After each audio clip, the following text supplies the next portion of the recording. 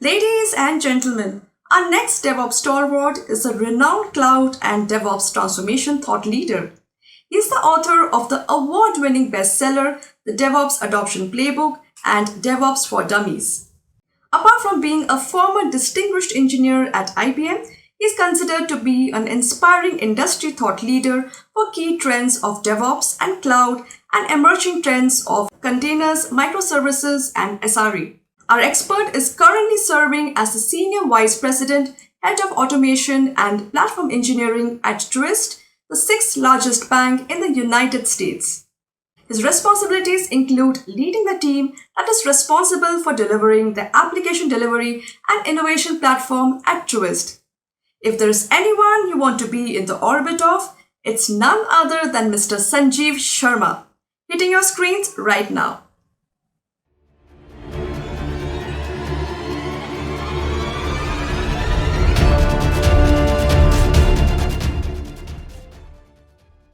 Good morning, good afternoon, good evening, everybody. My name is Sanjeev Sharma, and so excited to be here at yet another edition of the awesome DevOps India Summit. I've been a huge fan of this conference right from the first one I attended back when we had conferences in person. But very excited to be here. I'd like to thank the organizing team, especially Niladri, for having me here once again, and to all of you for taking the time out for attending the presentations. So let's get started. So let me introduce myself and my session. So my name is Sanjeev Sharma. Some of you might have seen my previous, if you attended previous DevOps India summits, you've probably seen previous presentations I've done. I seem to be working for a different company every time I come and present here. But now currently I'm the head of platform engineering at Truist Financial. Truist is actually a new company that was created by the merger of two mid-sized banks here in the US, BB&T and SunTrust.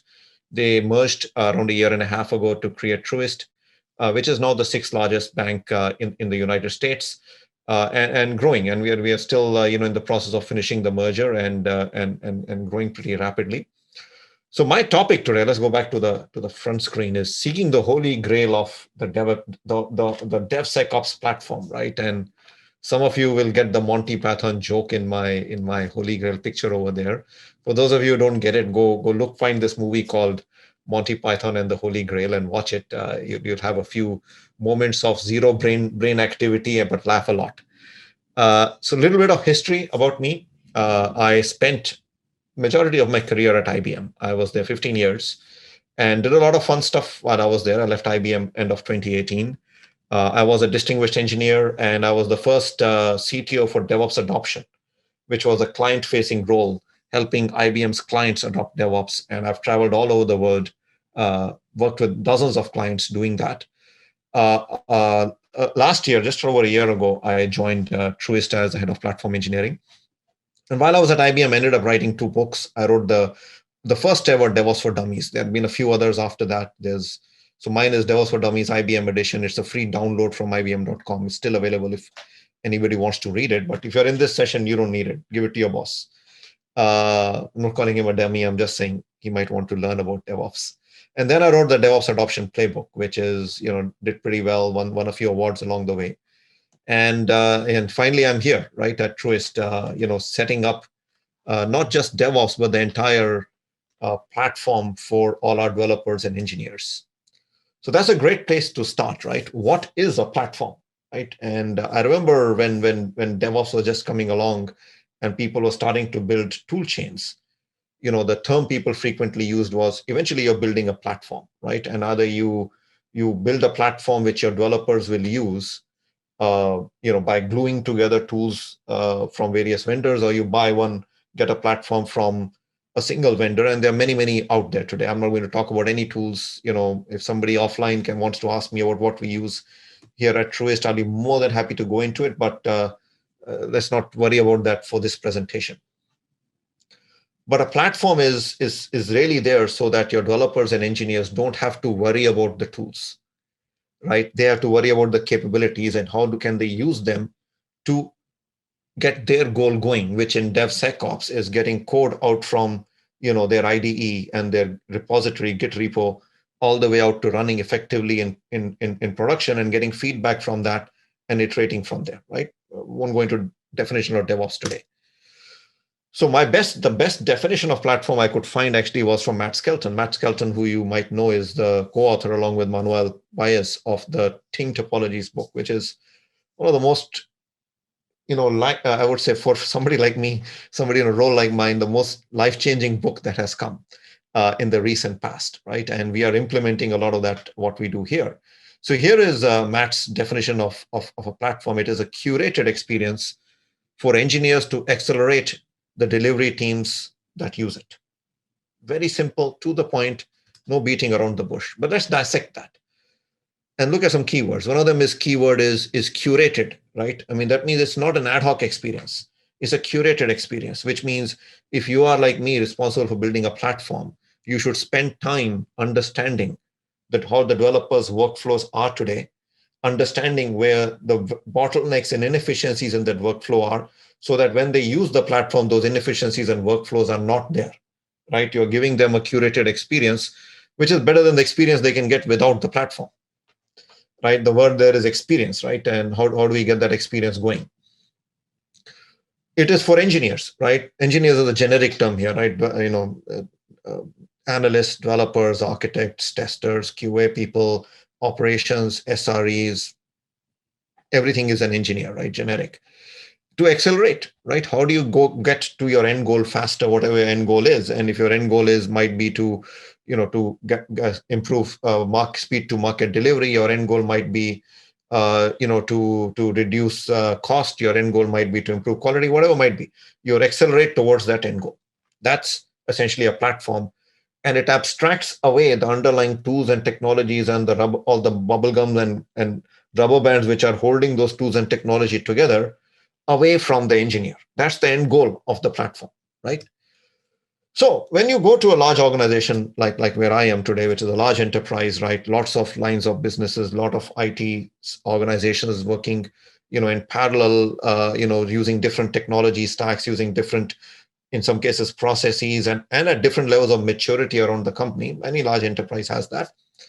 The question that arises is, should you be centralized and have everything centralized like where I am in our platform engineering team, or should we be federated, which means the control lies with the developers? And we've had a lot of debates about this, right? Every place I've been to, there's nothing unique where I am, right? So here is the best definition I saw from Mike Kavis. It actually came out on a tweet just a couple of months, maybe a few weeks ago, right? And what he basically says is that autonomy shouldn't mean that anybody can do whatever they want. That means every delivery team, every developer can create their own, freedom movement and say, I will do things my way, right? What it means is that there is a set of guardrails on either end of the platform, and there are certain services which you can use, which are non-negotiable on how you use them. How you operate within those guardrails and how you leverage the services which are centralized is up to you. It's like driving a car on a road. How you drive is up to you, right? You might be a good driver, you might be a bad driver, you might use turn signals while changing lanes, or if you're in India, your hand is on the horn all the time because that's the only way you can get around in traffic, right? But there are certain rules. You cannot go over the speed limit, you will get fined. You cannot drive without a license. You cannot get a license without going through training and testing. You cannot drive on the sidewalk. You cannot drive on the wrong side of the road. You cannot hit anybody else. So there are guardrails, there are rules, but there are centralized core services that are non-negotiable. The debate of what is a core service and what is not, we can go into that in detail ad infinitum, because it will vary from organization to organization. So how do you go about designing a platform for DevSecOps, right? Well, let's look at what the customers want. At the end of the day, you're designing a platform not for yourself. I'm not designing it to get pats on the back. I'm designing it so that I can add value. I can make my developers more productive, my engineers more productive. So a curated experience has to be for the people using the application delivery DevSecOps platform, for all the stakeholders. You can't just say, I want to focus on developers, right? What about the testers? What about the QA personnel? What about the SREs? What about the operations engineer? What about the infrastructure engineer? You have to serve everybody, or you have to serve, or you're just, you might not be able to serve everybody day one. You start somewhere, right? Like at where I am, the most mature part of the platform we have is our testing and QA services. It's most mature because you cannot get to production without getting through QA. So obviously that's where we started, and that's the most mature, and that is the highest adoption. How do you measure acceleration? Metrics. Absolutely. And the Accelerate book by Dr. Nicole Froxson is the best, and her co-authors is the best place to start because she gives some excellent metrics. My book is the second place I would recommend you to go to, quite frankly, for metrics. I have an entire chapter dedicated on the kind of metrics you should track. But Accelerate book, the research Dr. Nicole has done is absolutely phenomenal. She highly recommend you read that and look at those metrics which you should want to adopt. But the platform under these criteria should still have some key tenets, right? Key principles, right? So these are the 4 principles I came up with, right? Based on my experience over the last 4 years. The first one, it has to be self-service. If it is not self-service, you're missing the point, right? Self-service doesn't mean I open a ticket and, ServiceNow sends a ticket to somebody and then somebody does the work. Self-service means self-service. There might be tickets for outlier conditions. You might still need approval, which might be a manual approval by your architecture review board or your CAB or somebody, but it should be self-service. It means I should be able to go in there and say, I want this kind of an environment. I want this kind of a VPC. I want this kind of a middleware, and you should be able to glue your environment together, put your environment together via self-service.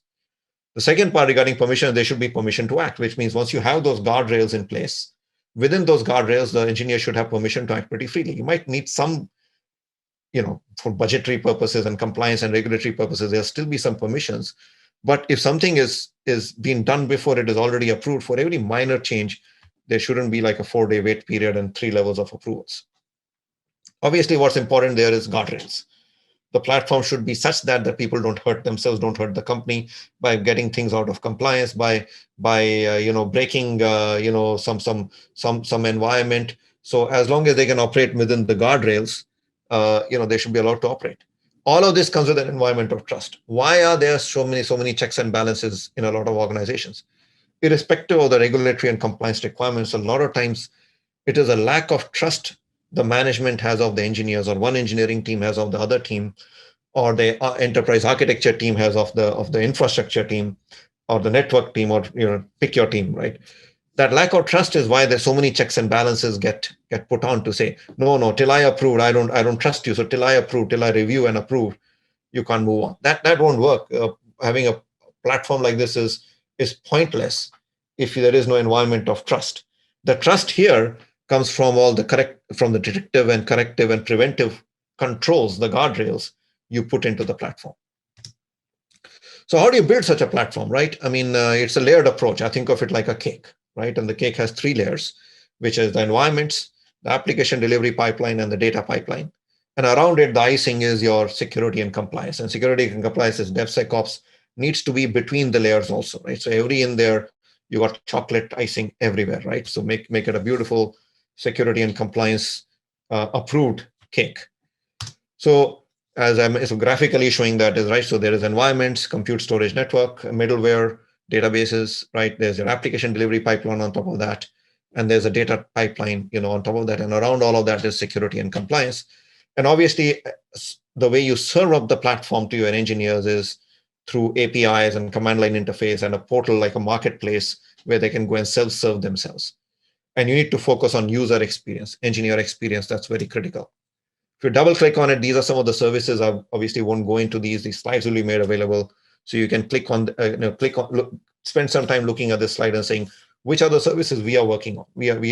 I believe should be in your platform. This is obviously not comprehensive, but it's pretty comprehensive. How do you put this platform together? Who puts this platform together? Again, going back to the Team Topologies book. The Team Topologies book talks about there being 4 kinds of teams, right? This is, to me, an orthogonal view of the squad, tribe, guild model, right? Every squad is not equal. Every tribe is not equal, right? According to the platform Team Topologies book, there are 4 kinds of teams. There is your stream-aligned teams. These are the teams which are working on developing new code, writing the business code, delivering applications. There are the enabling teams who enable them, right? They're the ones who train them, provide capabilities, provide services to them. There is the complicated subsystem teams who deal with complicated subsystems, as the name suggests, right? They are dealing with where the stream-aligned teams connect to each other and interact with each other. And serving them all these kind of teams as the platform engineering team, is the platform team. This is my team. This is what I lead. This is how we structured it. Is the team that provides all the tools and capabilities as services, self-service services to the other teams to consume. So they don't have to worry about it, right? You are not paying developers to worry about, configuration code for their deployment automation tool, or managing repositories and dealing with connecting the integration between the tools in your DevSecOps application delivery pipeline, right? Or worrying about, am I using this tool versus that tool, or what version is this version is not compatible with that version. Why is this self-service? What t-shirt sizes am I allowed to have? What am I approved for? What is my chargeback? What is my budget? What is my metering? What is my throttling? All that is handled by the platform engineering team, right? So that is the responsibility. So how do we deliver such a DevSecOps platform, right? Obviously, and if you look at it, right, if I go back to the slide which shows this, right, there is more to it than just DevSecOps. We are looking at an entire engineering platform. DevSecOps really, if you truly believe, is just the application delivery pipeline layer. In some definitions, my definition of DevSecOps is much broader, as you can see.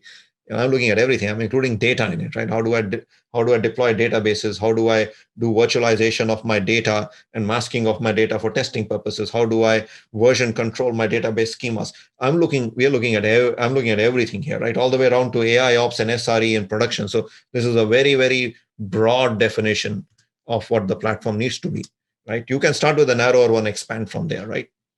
How do you come about it? You got to build a capabilities map, right? And again, I keep quoting Twitter. You can tell how much time I spend there. And Pete Hodgson, talked about this, and this is his diagram, right? He talks about it as you've got to build a capabilities map for your platform, right? You got to look at who your consumers are, your customers, your engineers. What are the use cases? How do they use these capabilities today, and how can you improve upon it, right? Just because, I remember back when I used to was at IBM and doing some urban code work. I went to a client and I said, how do you deploy your code? And they gave me a printout of a 7-page, instructions on how to deploy code to production. And they said, go automate this. I'm like, I'm not going to automate this, right? Let's walk through every line in this 7-page, guide of how to deploy code and tell me why you do everything. And then we'll figure out a better way to do it. Now that you have automation, you have the ability to scale. I can give you a better way to do this. Don't just blindly automate what you already do, right? I mean, somebody can use an axe to chop a tree down, or you can, invest and go buy a chainsaw and cut a tree down much more easily, right? If you have a platform, you'll get the chainsaw. And what are the features? What are the capabilities need, right? I need my code verification. I need my security vulnerability testing. I need my, and I if somebody's interested, I can, have an entire spreadsheet with kind of a matrix built around that. And then obviously the integration layer. How do you abstract this away from the engineer so they don't have to worry about it, right? The ideal platform, the ultimate goal should be a platform is that people going to the portal, the portal where your platform is available via self-service, they have no idea which tool is behind it. They have no idea. Is this GitHub or GitLab? They have no idea. Is this, Harness or Urban Code? They don't know. It is abstracted away from them. That is the ultimate goal, because that allows so much freedom to the platform engineering team. Tomorrow they can remove one tool and put another one underneath it, and they won't know. There's no, in fact, we can keep improving it without subjugating, so to speak, the developers to changes, and you can abstract it away, and you can build a common abstraction layer for irrespective of whether they're deploying on premises or whether they're deploying to the cloud. Now, obviously, that's not entirely possible, right? I mean, if somebody is deploying to AWS, they need to know they're deploying to AWS and they're using AWS services. It will kind of dumb to abstract that away. But you get what I'm saying, right? As far as possible, you want to abstract away the granular details of how you're delivering the capabilities. At the end of the day, it'll all boil down to culture, right? The adoption of the platform itself is a cultural shift, right? And it brings people, it puts more responsibility in the people's hands, and it also takes the pain away, right? Developers cannot say, oh, I cannot deploy on my time because, we had tool issues, right? Or we had some tool wasn't working properly, or I had to open a ticket with with a vendor, and I'm still waiting for them to resolve it. That becomes the platform engineering team's responsibility. And the platform engineering team has now to provide SLAs and SLOs for each service. Now, very critical here is also the platform engineering team doesn't own all the services which are there on the platform, right? For example, provisioning of environments is not my responsibility. Provision of environments is our compute team's responsibility, right? I'm just providing them a portal and the automation layer, Ansible, Terraform, all that stuff, so that an engineer can come in and say, okay, I want a few VMs, or I want some clusters on Kubernetes. These are the sizes, these are the parameters. They hit a button, it gets provisioned. But I'm not responsible for how it is provisioned. The platform engineering team is not responsible. The compute team is responsible for that. We are just providing them a place where they can publish those services, and we kind of put the abstraction layer on top of it. But the compute team, which is publishing this as a service on the platform, needs to adhere to certain SLAs, needs to provide support for it. And we publish that on the platform to say, okay, this is the SLA for this availability of this cluster. If you want a higher availability, right, it will cost you more, and this is the other option available on the platform. So it is more complex, than saying. Also, it is not the responsibility of the platform team to know everything and build everything. We are the layer, we are the server layer between the various teams providing services. Tomcat as a service, various databases as a service. They still own it. We just provide them a mechanism, a platform, for lack of a better term, through which they can provide it. This requires organizational change, right? First of all, it is DevSecOps, which means security and compliance should be included, right? As I said, they should be between every layer. They should be in there. So consider them first-class citizens of the platform engineering team and include them in there. Secondly, we ourselves organized as a squad, tribe, guild model. I've seen people start using crew instead of tribe. Your choice, whichever one you want to use. A lot of the people driving social justice here are suggesting to us that tribe should not be used. It has a certain connotation that so we here use squad, crew, and guilds team model. The team topologies book, if you haven't gotten it, go get it, read it, and implement it, right? Get organized around that. Third is quick wins with pilots. Go find, if you're building a platform like this, the first thing you want to do is, as you start publishing services, start finding delivery teams who want to modernize, who are willing to, partner with you and be kind of beta customers and do pilots with them on the platform you're building. Get to understand, are your workflows right? Is the experience right? Right?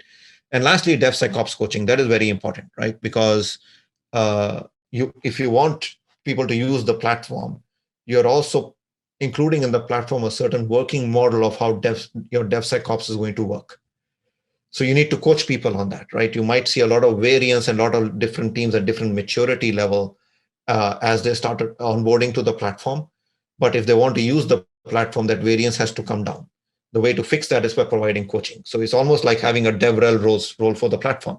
So we have a developer relations person for the platform who goes out, understands what our engineers and developers need, feeds back to our developers who are building the platform, but then also coaches those teams as we onboard them on how to use the platform. So it's a kind of an ongoing cycle. So with that, that's the session I have. I'm very accessible. I try to be very accessible. My Twitter ID is at SD for software delivery _architect. That's the easiest way to reach me. So feel free to ping me if you have any questions. I'll be around at the conference. So if you see me online, ping me at that also. I'll be more than happy to chat with you. Hopefully this session connected with you. And next year you come back with your story of how you took some of these ideas and some of these recommendations and improved upon them and how you implemented them. I would love to hear that. I would love to connect with you and have that conversation. With that, thank you for your time.